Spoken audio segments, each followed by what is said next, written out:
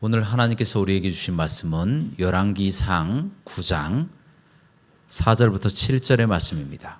열왕기상 9장 4절부터 7절의 말씀을 다 함께 한 목소리로 봉독하시겠습니다. 4절입니다. 시작.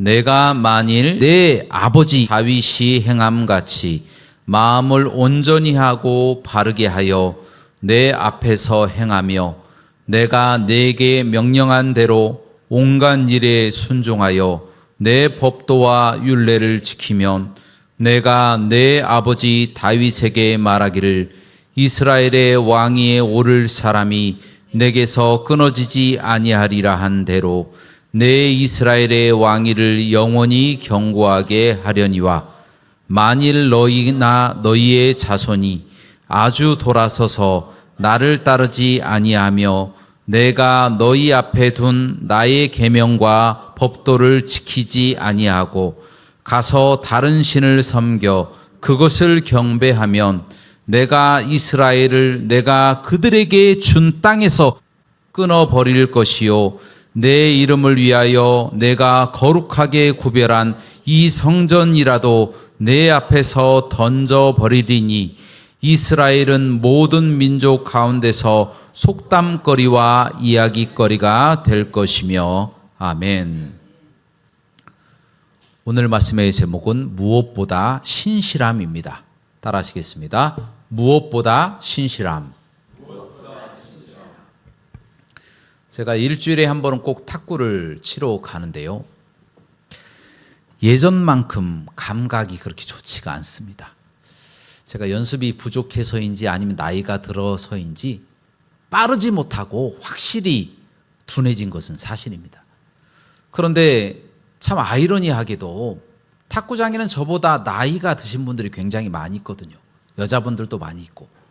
그런데 그분들은 오히려 저보다 훨씬 빠르고 정확하게 탁구를 치는 겁니다. 알고 보니까 그분들이 정식으로 다 레슨을 다 받으시고 그리고 일주일에 적어도 2번 이상은 탁구장에 오셔서 열심히 연습한다라는 것을 제가 알았습니다. 여러분 감각도 열심히 노력할 때에 그 감각이 살아있게 되는 것입니다. 여러분 신앙생활에도요 영적인 감각이 있습니다. 그것을 다른 말로 신실함이라고 이야기를 합니다. 여러분 이 신실함도 부단히 노력하지 않으면요 둔해집니다. 그리고 어떤 진보도 없고 퇴보하게 되어진다는 겁니다. 왜냐하면 사람의 마음이라고 하는 것이 수시로 변하기 때문에 일순간 마음을 지켰다고 해서 안심할 수가 없다는 겁니다. 늘 불안한 겁니다. 수시로 마음을 확인하고 지켜봐야 된다는 거예요.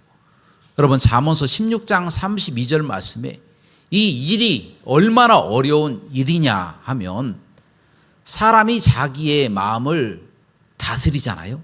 다스리는 자는 그 성을 빼앗는 자보다 낫다라고 말씀하실 정도로 그렇게 마음을 지키고 다스리는 것이 어렵다라는 것입니다. 그래서 이 신실함이라고 하는 것, 그것을 지켜내는 것, 그것이 너무나도 힘이 들다라고 하는 것을 말씀드리는 것입니다. 여러분 제가 군대에 있을 때에 저희 부대에 할렐루야라고 하는 별명을 가진 그런 원사님이 계셨습니다. 이분이 누구만 만나면 그렇게 전도를 하는 겁니다. 간부건 사병이건 만나는 대로 다 전도를 하고 또 제가 사병이잖아요. 그럼에도 불구하고 저에게 항상 전도사님이라고 부를 정도로 그렇게 겸손하신 믿음 있는 그런 원사님이셨습니다. 그런데 이제 크리스마스가 닥쳐서 어느 날 제가 원사님께 찾아가서 크리스마스 행사를 해야 되니까 동원을 조금 해달라고 사병들을 좀 동원을 좀 해달라고 그렇게 부탁을 드렸는데 그 원사님이 기대와는 달리 생각해 보지도 않고 그 자리에서 거절을 하는 겁니다. 안 된다라는 거예요. 그 이유를 물어봤더니 부대장님이 허락하실 일이 없다라는 거예요. 부대장님의 생각도 모르는데도 불구하고 물어보지도 않고 스스로 그렇게 결정하고 본인 선에서 커트해버리고 말았다는 것입니다. 그래서 제가 나름대로 군종병이니까 그래도 부대장님에게 한번 찾아가 봐야 되겠다라고 생각은 좀 해봤어요. 그런데 여러모로 덕이 안 될 것 같아서 그래서 그냥 그만두었습니다. 그런데 그로부터 한 몇 주 정도 지나고 난 후에 이 주임원사님이 갑자기 저를 부르는 거예요. 불러서 말하기를 크리스마스 행사를 하게 되었으니까 이제 다 동원을 해주고 예산도 조금 지원해 줄 테니까 열심히 한번 해보라고 저에게 이야기를 하는 겁니다. 그래서 이 주임원사님의 그 마음이 심경의 변화를 좀 일으켰나 보다 이렇게 생각을 했습니다. 그런데 나중에 보니까 그게 아니고 교회를 다니는 다른 중대의 부대원들이 부대장님에게 편지를 다 쓴 거예요. 마음의 편지를 써서 크리스마스 행사를 하고 싶다고, 예배하고 싶다고 그렇게 마음의 편지를 써서 부대장님이 허락을 해 주신 거였다라는 거예요. 어찌됐건 그 결과는 굉장히 좋았어요. 모든 사람들이 기뻐했고 하나님께 큰 영광이 드려졌습니다. 모든 순서마다 너무나도 은혜롭고 재미있고 또 즐겁게 모든 행사가 잘 마무리가 되었습니다. 그런데 뒤를 돌아보니까 그 원사님에 대해서 조금 약간 실망감이 들었어요, 개인적으로.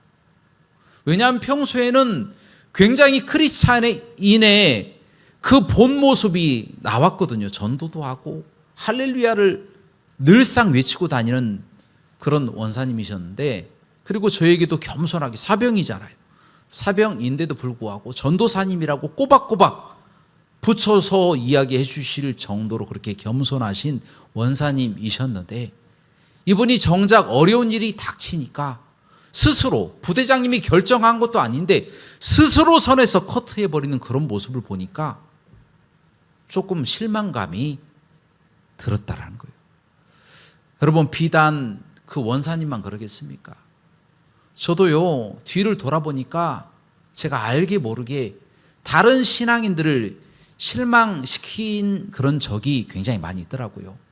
약속을 하고 지키지 못했던 적도 있고, 실망할 것을 알면서도 그만둬버리는 그런 일도 있었습니다. 과거를 돌아보니까 참 이 신실함, 이 믿음이라고 하는 것을 지키는 것이 결코 그렇게 쉽지가 않다, 그렇게 제가 생각을 하게 되었습니다. 여러분, 그렇습니다. 신실함이라고 하는 것은 우리가 여간 지키기가 어렵습니다. 그런데요, 우리가 이 신실함을 유지하기가 어렵다고 해서 그것을 포기하고 그리고 주저하고 망설이고 내버려 두겠습니까? 그럴 수는 없는 노릇입니다. 왜냐하면 신실함을 지키느냐 지키지 않느냐에 따라서 그 사람의 인생과 미래가 달라질 수도 있기 때문이다. 그 이유 때문에 우리가 이 신실함을 무조건 지켜야 된다는 거예요. 여러분, 오늘 본문 말씀에 등장하는 사람이 바로 솔로몬이라고 하는 사람이 나와요. 솔로몬 왕이죠. 다윗의 아들. 그 사람이 태어날 때부터 여디디야라고 하는 이름, 다시 말해서 하나님께 사랑함을 입은 자라고 하는 뜻을 가진 그 이름을 가지고 태어난 사람이에요. 하나님이 극진히 사랑하는 그런 사람 아니겠습니까? 그런 사람이 처음으로 왕위에 올라갔어요. 얼마나 행복하고 즐겁겠습니까? 자, 그 상황에서 가장 먼저 한 일은 무엇이냐면 하나님 앞에 소 1000마리를 드려버렸어요. 드리면서 1000번제를 드리면서 하나님께 예배하고 번제를 드리는 사람이었다는 겁니다. 자, 그때에 하나님께서 그날 밤에 꿈에 나타나셨어요. 나타나셔서 솔로몬에게 무엇을 해줄까? 내가 너에게 무엇을 해주기를 원하느냐? 소원을 한번 빌어봐라, 이렇게 이야기를 하셨다는 겁니다. 여러분, 솔로몬에게는 일생일대에 단 한 번도 찾아오지 않을 것 같은 진짜 최고의 절호의 찬스다 라고 생각하시면 됩니다. 다시는 오지 않을 수도 있는 기회. 자, 이 기회를 여러분은 어떻게 사용하시겠습니까? 여러분, 여러분의 마음에 원하는 것을 요구하지 않겠습니까? 몸이 아파서 돌아가실 분들은 이 질병을 치유해 주십시오. 또 가난하신 분들은 부를 저에게 주십시오. 또 나에게 어떤 정적이 있다면 그 정적이 조금 안 되게 해 주십시오. 라고 나의 유익을 구하지 않겠습니까? 그런데 솔로몬은 자기의 유익을 구하지 않았어요. 오로지 이 백성들을 제가 잘 다스릴 수 있는 선악을 분별하는 지혜를 허락하여 주옵소서 라고 하나님 앞에 그 일생일대 절호의 기회를 그렇게 사용하고 말았다는 겁니다. 그 장면을 보시고 하나님께서 너무나도 그 솔로몬이 사랑스러우신 거예요. 그 신실함이 너무 좋게 보이신 겁니다. 그래서 선악을 구별하는 그런 지혜를 주실 뿐만 아니라 부와 영화도 같이 주셨다는 것입니다. 여러분, 신실함은 이처럼 우리에게 복을 가져다 준다는 겁니다. 신실함을 지키는 자에게는 하나님이 이와 같은 복을 주실 줄로 믿습니다. 그런데 그 후에 이제 솔로몬이 7년 6개월 동안 하나님의 성전을 건축합니다. 그리고 드디어 성전 봉헌식 날이 되었습니다. 그날에 너무나도 감사하니까 하나님 앞에 내가 크게 드려야 되겠다 해서 소를 22,000마리를 잡습니다. 그리고 양을 12만 마리를 잡습니다. 14일 동안 날을 정해놓고 절기로 하나님 앞에 마음껏 예배하고 찬양하는 그런 날을 만들어버렸어요. 온 백성이 기뻐하고 찬양하고 하나님께 영광 돌리고 예배하고 돌아가게 되었다는 겁니다. 자, 그때에 또 우리 하나님께서 그날 밤에 꿈으로 또 나타나셨어요. 나타나셔서 솔로몬에게 하신 말씀이 있습니다. 자, 그 말씀이 바로 오늘 본문 말씀입니다. 자, 오늘 본문 말씀 제가 봉독할 것인데요. 여러분들은 눈으로만 읽어주시기 바랍니다. 제가 봉독하겠습니다. 내가 만일 내 아버지 다윗이 행함같이 마음을 온전히 하고 바르게 하여 내 앞에서 행하며 내가 내게 명령한 대로 온갖 일에 순종하여 내 법도와 율례를 지키면 내가 내 아버지 다윗에게 말하기를 이스라엘의 왕위에 오를 사람이 내게서 끊어지지 아니하리라 한 대로 내 이스라엘의 왕위를 영원히 경고하게 하려니와 만일 너희나 너희의 자손이 아주 돌아서서 나를 따르지 아니하며 내가 너희 앞에 둔 나의 계명과 법도를 지키지 아니하고 가서 다른 신을 섬겨 그것을 경배하면 내가 이스라엘을 내가 그들에게 준 땅에서 끊어버릴 것이요 내 이름을 위하여 내가 거룩하게 구별한 이 성전이라도 내 앞에서 던져버리리니 이스라엘은 모든 민족 가운데서 속담거리와 이야기거리가 될 것이며 아멘. 하나님은 이처럼 솔로몬에게 그 다윗, 그 아버지 다윗처럼 온전하고 마음을 바르게 하는 신실함, 그 신실함을 지키면 어떤 축복을 주게 되는지, 그리고 반대로 아주 하나님을 떠나서 다른 신을 섬기면 어떤 심판을 받는지에 대해서 정확하게 축복과 심판을 경고하셨다는 겁니다. 그래서 솔로몬은요, 그 말씀을 듣고 열심히 하나님의 말씀대로 살아감으로 큰 복을 받게 된 줄로 믿습니다. 그런데 문제는 이 신실함이 유지가 되어져야 되거든요. 그런데 솔로몬은 이 신실함을 유지하지 못합니다. 이 신실함을 유지하지 못하고 그 마음속에 신실함을 내려놓고 하나님을 떠납니다. 이방 여인들과 결혼함으로 그들이 가져오는 우상을 용인합니다. 스스로 하나님의 성전 맞은편에 바알과 아세라를 위한 큰 성전을 짓게 만들 정도로 그렇게 타락한 우상 숭배자가 되어서 그 결과 하나님이 수없이 많이 경고하셨고 꿈에도 나타나셨는데 끝까지 거부하다가 나라가 두 쪽으로 갈라지고 솔로몬 스스로도 우상 숭배자로 심판받았던 그런 내용이 성경 말씀에 기록되어 있다는 것입니다. 솔로몬이 신실함을 지키지 못해서 심판을 당한 것입니다. 여러분, 그렇습니다. 신실함을 지키면 복을 받습니다.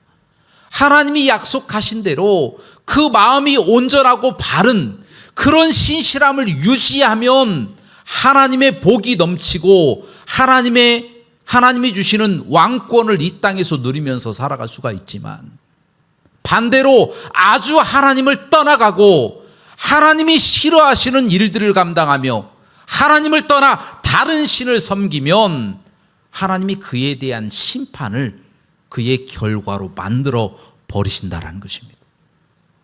그러므로 여러분들은 끝까지 신실함을 지키셔서 다 복을 끝까지 누리시기를 주님의 이름으로 축원합니다. 그런데 성경 말씀 속에 보니까 한 가지 좀 이상한 부분이 있어요. 무엇이냐면 바로 솔로몬의 아버지 다윗에 대해서 하나님이 굉장히 긍정적으로 평가하고 계신다라는 거예요. 그가 마음이 온전하고 바르다라고 이야기하시며 그가 신실하다. 솔로몬 너도 너희 아버지처럼 신실함을 가져야 된다라고 말씀하고 계신다는 거예요. 여러분, 솔직히 이야기를 한다면 이 다윗이라고 하는 사람이 어떤 사람입니까? 살인죄, 간음죄를 범한 사람 아닙니까? 나중에 그에 대한 대가로 엄청난 고난과 엄청난 시련이 다윗에게 닥칩니다. 그리고 회개하고 하나님 앞에 다시 돌아오는 그런 부분이 나와 있긴 합니다. 그러나 여전히 그는 살인죄와 간음죄를 저지른 주홍글 씨가 늘 따라다닐 수밖에 없는 거예요. 그럼에도 불구하고 하나님은 왜 솔로몬보다 다윗을 신실하다, 신실함을 지키는 사람이다 라고 인정하고 있는 것일까요? 자, 이 부분은 굉장히 중요한 부분입니다. 자, 그 이유는 바로 오늘 본문 말씀 6절에 나와 있어요. 오늘 본문 말씀 6절에 보면 아주 돌아서서 라고 하는 말씀이 있습니다. 아주 돌아서서. 자, 이 부분에 아주라고 하는 이 부사는 이 히브리어로 쇼부라고 하는 단어입니다. 쇼부라고 하는 그런 단어는 완전히라고 하는 뜻입니다. 완전히. 무슨 이야기냐면 솔로몬이 하나님을 떠나서 완전히 돌아섰다라는 것을 우리에게 이야기해 주고 있는 거예요. 솔로몬은 완전히 돌아서서 우상 숭배자가 되었지만 다윗은 완전히 돌아서지 않고 범죄하는 그 순간에도 양심이 어느 정도는 찔려 있는 상황이었다라는 거예요. 그 죄가 만천하에 드러나게 되니까 다윗이 하나님 앞에 침상이 젖도록 그렇게 기도하지 않습니까? 하나님, 나의 죄를 용서해 달라고. 물론 그에 대한 대가는 아주 철저하게, 그보다 훨씬 더 처절하게 받게 됩니다. 너무 비참하게 받는 그런 내용들은 성경 말씀에 나와 있는데 그런 내용들을 자세하게 말씀드리지는 않겠습니다. 그런데 다윗이 그에 대한 대가를 다 치르고 난 후에도 늘 죄인처럼 살아갑니다. 하나님은 다윗에게 너는 나의 성전을 건축하지 못할 것이라고 이야기합니다. 네 손에 피가 가득하다라고 이야기합니다. 우리아를 죽였잖아요. 음모로 죽였잖아요.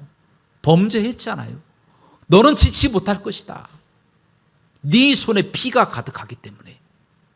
그 정도로 다윗의 죄는 큰 죄예요. 그럼에도 불구하고 다윗이 솔로몬보다 더 인정받았다라고 하는 그런 부분들은 그가 아주 돌아서지 아니하고 남아 있었다라는 겁니다. 여러분, 이 부분 너무 중요합니다. 우리가요, 우리의 신실함을 지키려고 노력을 하지만 스스로 방치할 때는 둔탁해집니다. 양심이 둔탁해져서 하나님의 음성을 듣지 못할 때가 있습니다. 하나님의 경고에 따끔하지 않을 때가 있어요. 하나님이라는 분이 살아계신 건 알고 나를 천국에 보낼 분이신 건 알지만 하나님 당신이 나의 인생을 주관하지는 못할 겁니다. 이렇게 생각하고 내 의지와 내 생각대로 살아가는 사람들이 많다라는 겁니다. 신실함이 점점 사라져가는 사람이에요. 그 신실함의 끝은 어디입니까? 바로 솔로몬처럼 완전히 돌아서는 그 단계까지 오게 된다는 거예요. 그 단계 속에서 끝까지 버티고 그 신실함을 조금이라도 남겨놓은 사람은 하나님이 매를 들어서라도 때려서라도 다시 돌이키신다는 거예요. 그것은 하나님의 은혜입니다. 하나님의 은혜가 있기 때문에 마지막 순간에 하나님이 돌리시는 것입니다. 그래서 다윗은 하나님께 인정함을 받고 다시 돌아와 회개하고 변화하게 되었다는 것입니다. 여러분, 이 말씀을 통해서 우리에게 주시는 교훈이 있습니다. 솔로몬처럼 마지막 순간까지 끝까지 아주 돌아서 버리는 그런 사람이 아니라 하나님의 음성이 그래도 들릴 때, 양심이 그래도 남아있을 때, 신실함이 그대로 조금이라도 남아있을 때 하나님의 음성을 듣고 돌이키시길 주님의 이름으로 축원합니다. 이제 말씀을 정리하도록 하겠습니다. 우리가 다윗에 비하면 우리는 훨씬 더 신실한 사람들입니다. 우리는 살인죄도 저지르지 않았고 간음죄도 저지르지 않은 너무나도 충실하고 하나님을 사랑하는 사람들입니다. 그래서 훨씬 더 하나님으로부터 축복도 많이 받을 것입니다. 다윗에 비하면 우리는 어떻게 보면 다윗도 할아버지보다 더 신실한 사람들이죠. 그런데 한 가지 우리가 생각해 봐야 될 것은 솔로몬을 공격하고 다윗을 공격했던 그 불의와 불순종이라고 하는 잘못된 것들이 여전히 우리 속에 잠재되어 있어서 우리를 공격하고 있다는 겁니다. 시대를 뛰어넘어서 그때 솔로몬과 다윗을 공격했던 것처럼 동일하게 우리도 공격하고 있다는 거예요. 그 공격을 효과적으로 우리가 방어하고 이겨내지 못하면 우리도 넘어지게 되고 쓰러지게 됩니다. 우리의 마음을 지키지 못하면, 우리의 신실함을 지키지 못하면 솔로몬의 결말처럼 비참해질 수도 있는 거예요. 우리가 어떻게 장담할 수가 있겠습니까? 우리의 미래를 어떻게 우리가 장담합니까? 그래서 여러분들에게 도전합니다. 여러분들 힘을 다해서 여러분들의 신실함을, 여러분의 전심을 다해서 여러분의 신실함을 지키시기를 주님의 이름으로 축원합니다. 그러면 여러분의 앞길을 왕 같은 제사장처럼, 거룩한 나라처럼, 그의 소유된 백성처럼, 선택하신 민족처럼 이 땅에서 살아가게 하실 줄로 믿습니다. 그러면 여러분들이 열심을 다해서 또 그런 노력을 해야 되겠죠. 예배도 하고 기도도 하고 전도도 하고 하나님의 말씀도 충만해서 주를 위해서 달려갈 때에 그 신실함이 지켜진다라고 하는 사실을 깨닫고 열심히 수고하시면서 노력하시면서 살아가시길 주님의 이름으로 부탁드립니다. 함께 기도하시겠습니다. 은혜가 풍성하시고 자비로우신 하나님 아버지시여, 우리의 삶 가운데 우리가 때로는 신실함을 잃어버리고 우리의 마음이 둔해져서 감각이 사라졌을 때가 너무나도 많이 있었습니다. 하나님, 우리 영적인 감각을 되살려 주시고 우리의 신실함이 지속되게 하여 주시옵소서. 그래야 하나님의 복과 은혜를 누리며 살아가는 저희가 되게 하여 주시옵소서. 모든 영광 하나님께 돌리기를 원하며 예수 그리스도의 이름으로 기도하옵나이다. 아멘.